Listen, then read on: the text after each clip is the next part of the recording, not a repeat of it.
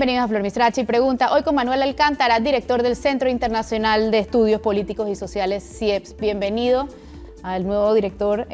¿Para qué sirve CIEPS? Muchísimas gracias. Pues sirve para analizar la realidad panameña, la realidad política y social panameña, y vertirla al mundo, y para entender el mundo y vertirlo a Panamá.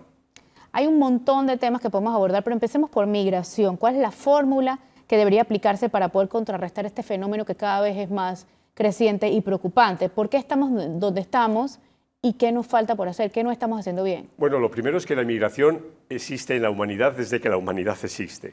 Y lo segundo es que es un problema global. No hay soluciones nacionales, sino que tienen que ser soluciones globales. O sea, poner muros y cercas evidentemente no funciona, No. pero ahondaríamos un poquito más. No funciona, y esto históricamente, repito, lo sabemos que no funciona, ¿no? Hay causas estructurales por las que la gente emigra y hay necesidades estructurales por lo que países necesitan trabajadores y trabajadoras para sus economías. ¿Pero por dónde debería empezar la solución? Repito, por un abordaje global. Elecciones de Estados Unidos, desde su punto de vista, para favorecer el multilateralismo y la cooperación, ¿cuál de los dos candidatos es mejor para la región? En mi opinión es Kamala Harris. Yo creo que por su trayectoria y por la sensibilidad que tiene el Partido Demócrata, tengo la impresión de que puede ser una presidenta mucho más empática y atenta a la región. Y de ganar Trump, ¿cuáles serían las consecuencias para la región?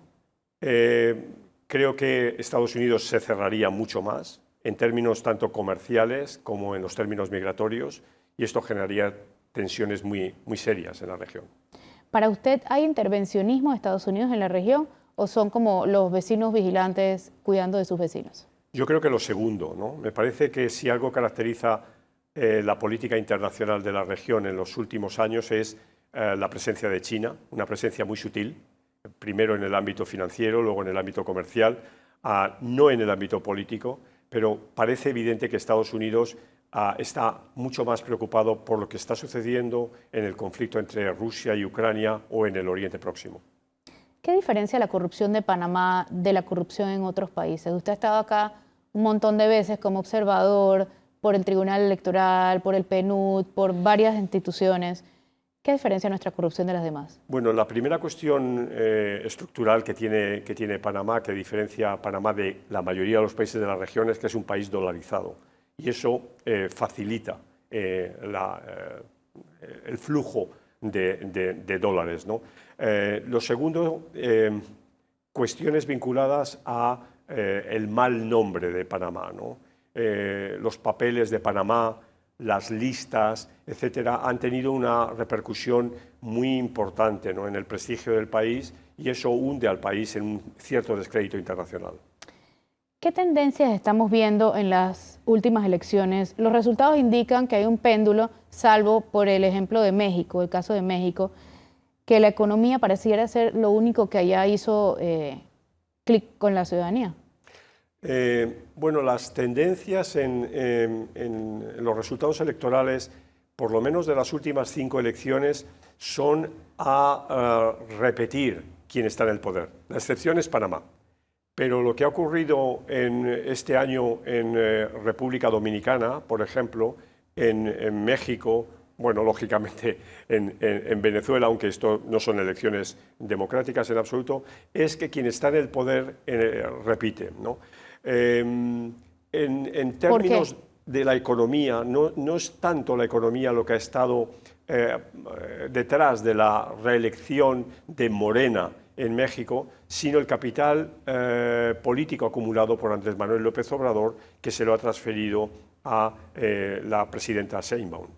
La ola de autoritarismo que estamos viendo en la región, que se da independientemente de derechas o de izquierdas, y parece estar tomando fuerza, ¿cuál es su lectura al respecto? Bueno, yo no lo llamaría ola, ¿no? Es decir, hay evidentemente 2 países que y hace ya tiempo, que han traspasado el umbral del autoritarismo, como son Nicaragua y Venezuela, al que lógicamente hay que sumar el caso histórico de Cuba, y hay un cuarto país que se ha acercado peligrosamente, que es El Salvador, ¿no? La reelección inconstitucional de Nayib Bukele inclina peligrosamente a este país en la senda autoritaria, ¿no? Por eso me refiero que hay 4 países sobre 18, que son los países que habitualmente hablamos de América Latina, que son autoritarios. No creo que se pueda aplicar este término a la mayoría de los restantes países. Pero sí va más de izquierda o de derecha, ¿o es igual? Es igual, lo que hay, sí es cierto, es un deterioro en los índices de calidad de la democracia.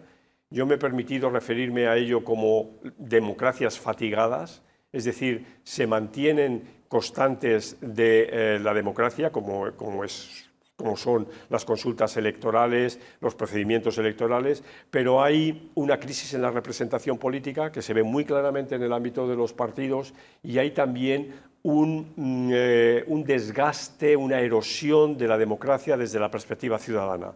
Los y las ciudadanas confían mucho menos en las instituciones políticas y tienen un menor valor de la democracia que hace 6, 7 años. Aquí también entra el rol de los partidos políticos y la crisis de representación, sí, porque es a nivel global que parecen estar atravesando un momento crítico. ¿En qué fallaron? 1, y 2, si es reversible o si es que es un nuevo fenómeno político que se aparta de los partidos como los conocemos. Yo creo que esto segundo, ¿no? Es decir, los partidos políticos dejaron de ser actores en la intermediación en gran medida porque la intermediación se ha visto cuestionada o, si se prefiere, se ha visto sustituida por el gran fenómeno que supone la revolución virtual, ¿no? Las redes sociales, la posibilidad de hacerse presente a través de distintos mecanismos que propician lo virtual, ha debilitado enormemente la función clásica de los partidos políticos. La ciudadanía sabe que puede dirigirse de una manera directa a los líderes políticos. Puede que sea a veces algo muy ingenuo, pero funciona, ¿no? Y esto supone que los partidos ya no son los cenáculos clásicos que intermediaban y que sobre todo agregaban y prelacionaban las preferencias de la gente. Este es el gran fenómeno que no es solo de América Latina, que lo encontramos en todo el mundo. Y otro fenómeno también que me parece que es muy importante es la utilización, en primer lugar, del Big Data, la capacidad que tenemos de obtener datos de las preferencias de las personas y hacer interpretar esos datos a través de inteligencia artificial. Vámonos a un cambio, volvemos a este tema. Quisiera seguir ahondándolo en el segundo bloque. No se vayan, esto es Flor Misrachi Pregunta, hoy con Manuel Alcántara. Ya de vuelta en Flor Misrachi Pregunta, hoy con Manuel Alcántara, director del Centro Internacional de Estudios Políticos y Sociales. En el bloque anterior hablábamos de los partidos, en la crisis de gobernabilidad, hasta dónde el poder que han adquirido los ciudadanos con las redes sociales es un factor desestabilizador para la democracia y la posibilidad de una gobernanza estable. Es una pregunta muy importante, ¿no? Yo no creo que los ciudadanos tengan poder. Yo creo que es una fábula. Pero sí que es manejado el poder por quienes manejan las redes sociales, ¿no? Tenemos ahora mismo un fenómeno muy importante, ¿no?, que es el de los llamados influencers, que de alguna manera asumen algunas de las funciones viejas de los partidos políticos. Pero les falta algo que ha sido muy importante, ¿no?, en la democracia. La estructura. La estructura, por un lado, y algo todavía mucho más importante, que es la rendición de cuentas, la responsabilidad.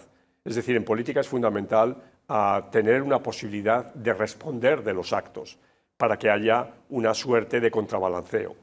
Y esto, evidentemente, no se da. Las redes sociales, he dicho antes que son una fábula, podríamos también denominarlas como algo que supuestamente empoderan a la gente, pero no es así. ¿Las empoderan pero no le dan poder? Exacto, totalmente. Ahondemos un poquito en eso. ¿Por qué piensa que los ciudadanos no tienen poder?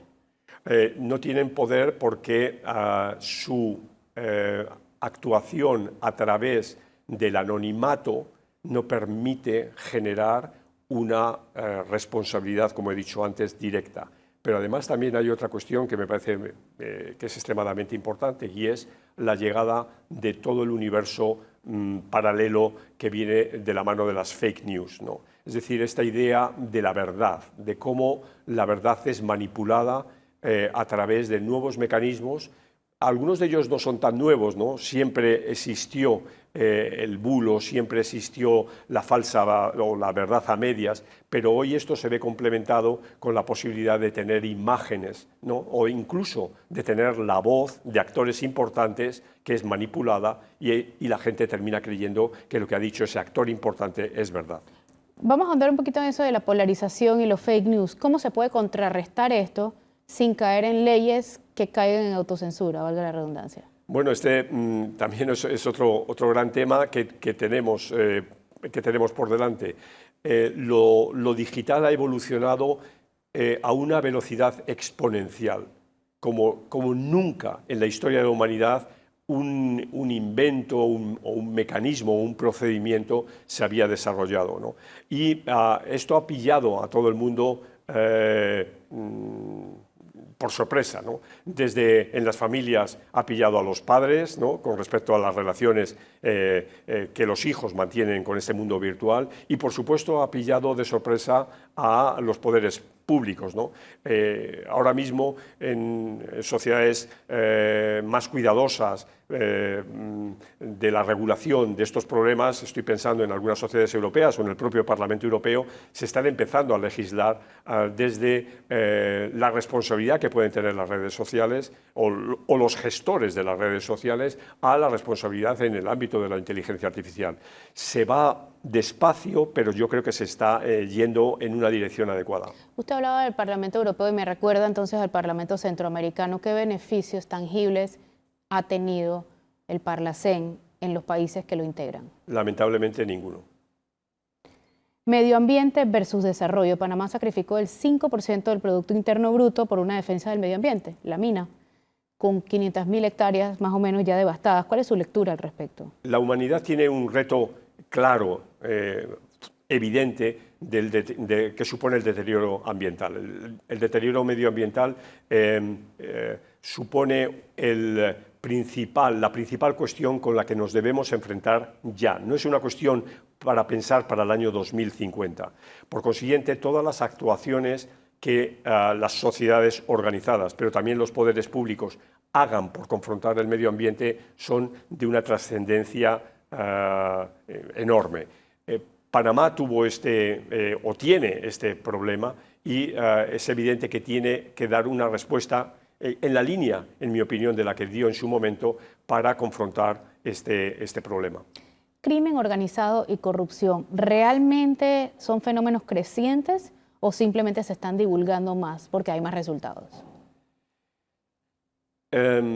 Las estadísticas y los informes nos dicen que el crimen organizado es un problema actual serio, es un problema que afecta a la mayoría de los países. Hay una especie de estados paralelos, ¿no? Dicho de otra manera, el Estado, en su condición de monopolio de muchas cosas, ha quebrado en numerosos países. Y esto ha sido sustituido por lo que podríamos denominar estados paralelos. La propia acepción de crimen organizado nos indica que hay una institucionalización de la delincuencia, o, si se quiere, hay una institucionalización de lo no estatal. Y este es un reto que, repito, tiene la mayoría de los países hoy en día. Solo países donde el control absoluto de la ciudadanía y el control absoluto del territorio, como puede ser, estoy pensando en el caso de China, permite hablar de no existencia de un crimen organizado paralelo. Pero esto supone un reto fundamental a una sociedad como es la nuestra, donde los valores de la democracia están presentes, ¿no? Dicho de otra manera, o medio presentes. La manera de contrarrestar al crimen organizado desde la democracia es muy distinta a la que se lleva a cabo en sistemas autoritarios. Por supuesto que sí, vámonos a un cambio nuevamente y ya volvemos hoy con Manuel Alcántara. Ya de vuelta en Fermistracho y Pregunta, hoy con Manuel Alcántara, director del Centro Internacional de Estudios Políticos y Sociales, CIEPS. Doctor, ¿cómo lee al nuevo gobierno panameño? Bueno, estoy desde hace poco tiempo en Panamá. Sé que el nuevo gobierno tiene un problema muy serio que comparten otros países de la región, y es tener un parlamento, una asamblea nacional no controlada. Dicho de otra manera, el partido del presidente Mulino es un partido minoritario y requiere constantes pactos, constantes trabar constantemente alianzas en la Asamblea Nacional para sacar adelante la legislación. Este es el principal reto. Esto le da una debilidad estructural al gobierno muy importante y, a diferencia de otros países, estoy pensando en Argentina, donde el gobierno confronta elecciones dentro del año que viene, elecciones legislativas, y puede buscar una mayoría o por lo menos unas nuevas alianzas en la Asamblea. En el caso panameño esto no es así. El gobierno se enfrenta a 5 años en los que durante estos 5 años tiene que trabar estas alianzas en la Asamblea. Y esto me parece muy importante. ¿Debería haber elecciones entonces separadas como en Argentina? No digo, quizá, a lo mejor, pero sería una solución. Eso se da en Estados Unidos, como bien sabemos, elecciones en medio término, o también se da en El Salvador, ¿no?, donde el calendario, la agenda electoral es cada 3 años del legislativo. Esa podría ser un mecanismo, pero no es la solución, ¿no? Creo que la solución estriba en la capacidad que tiene que tener, en este caso, el presidente para establecer esas alianzas. Hablando de alianza y de Mulino, ¿cómo interpreta usted las palabras de Mulino sobre la dictadura irreprochable de Nicaragua cuando el líder del partido que lo puso a él en el poder está asilado en esa embajada? Bueno, es una contradicción, hay muchas contradicciones en la vida. Evidentemente Nicaragua es una dictadura execrable que debemos condenar constantemente, y estar exiliado en la embajada de ese país no es una carta de presentación, en mi modesta opinión, presentable. ¿Y el rol de José Raúl Mulino en el tema venezolano? ¿Como país debemos involucrarnos a cualquier costo o mantenernos neutral? ¿Qué significa a cualquier costo? A ver, una dictadura como la de Nicolás Maduro solo puede ser subvertida a través de 3 vías. Una es que haya una división en la élite que apoya a Maduro, es decir, que haya una suerte de quiebre del proyecto autoritario. Esa es una. La otra solución es que la gente salga a la calle de manera muy intensa. Estoy pensando en los procesos, por ejemplo, que se dieron cuando el matrimonio Ceausescu en Rumanía cayó, y cayó por el peso de la movilización popular, ¿no? Y la tercera es una intervención extranjera, algo que no queremos, ¿no?, porque sería el inicio a una guerra. Solamente esas 3 son las salidas que tiene la situación venezolana. Pero es que las 2 primeras más o menos como que se han ejercido. Sí. Entonces, ¿qué salida les queda cuando no se respeta? Bueno, no, la primera no se ha ejercido, es decir, no ha habido una ruptura en la coalición gubernamental. Es decir, aquí salvo excepciones, pero en lo segundo sí se ha dado. Sí, ma non troppo. Es decir, la movilización se ha dado, pero no es una movilización que de momento ponga en peligro el statu quo. Entonces, ¿qué salida le quedaría para usted? ¿Cuál sería de esas 3 la más prudente? Prudente no, la más posible, o la que más posibilidades de éxito tendría. Pues evidentemente yo creo que la que más posibilidad de éxito tendría sería la primera, ¿no? Es decir, intentar de manera muy sutil quebrar el régimen por dentro. ¿Lo ve pasando a corto plazo? No. ¿Cuál es el rol que juega Petro y que juega Lula en este escenario? Bueno, son los 2 países que tienen fronteras más importantes con Venezuela. Petro tiene un problema muy serio porque el FLN tiene sus sedes y tiene el apoyo del gobierno venezolano. Ese proceso de negociación se ha quebrado, entonces ahí tiene un problema muy serio, y tiene también el problema de que en Colombia hay cerca de 2 millones de venezolanos viviendo, ¿no? 2 millones que le han venido, y entiéndanme como lo digo, bien a la economía colombiana, porque es fuerza productiva, ¿no? Con respecto a Lula, la relación es menos intensa de Brasil con Colombia, pero me parece que el liderazgo de Lula, por ser el líder del país es un liderazgo que puede tener una mayor capacidad de presión sobre el régimen de Maduro en el primero de los elementos que hemos dicho anteriormente. Y por último, como a modo de resumen, una pregunta que no sé cómo va a resumir, pero desafíos en materia de gobernanza y gobernabilidad en la región. O sea, ¿cuáles son los desafíos principales de las democracias de la región y sus liderazgos? Sigo diciendo, y este es un tema muy viejo, que el principal problema que tiene América Latina es la desigualdad. Así de claro.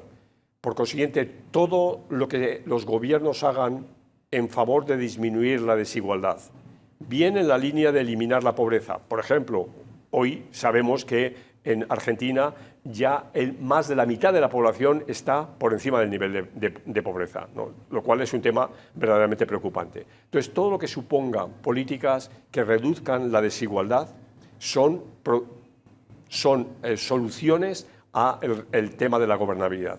Luego podemos entrar en otros temas, en temas de tipo más institucional, en clave de reformas institucionales, reformas constitucionales, etc. Pero el principal elemento que tienen que abordar los gobiernos de la región es confrontar la desigualdad. Muchísimas gracias, doctor, por acompañarnos hoy. A ustedes también gracias por acompañarnos hoy. Que tengan un excelente domingo.